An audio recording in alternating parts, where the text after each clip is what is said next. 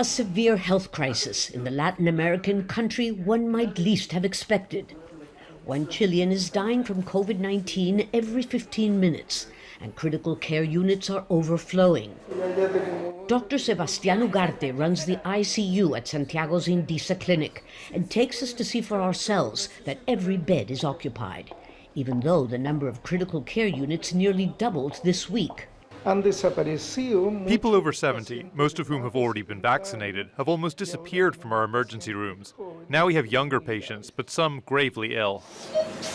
Chile's second wave is turning out to be far more aggressive than the first, even though more than 33% of the population has received one or both jabs.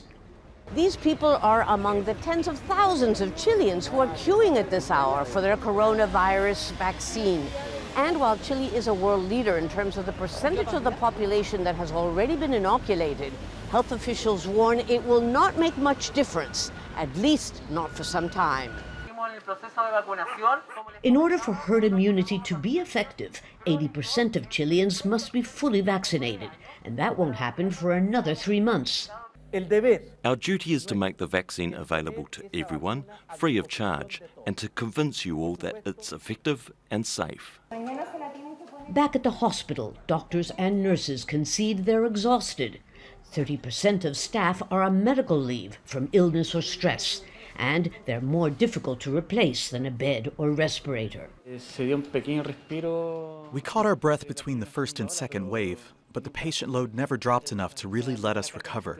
So here we are, practically living here. Nurse MATIAS HERNANDEZ hasn't been able to travel home for nearly a year. It's very stressful. The patients are in a critical condition. There's no time to rest because the number of patients multiply faster than we do. But we do all we can.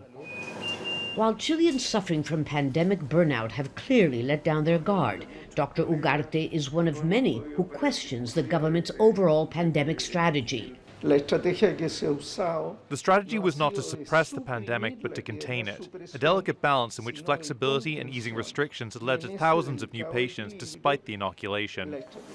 A bitter lesson for a country that thought it was out of the woods. And a wake-up call for others who are counting on vaccines to be the magic cure. Lucia, Newman, Jazeera, Santiago.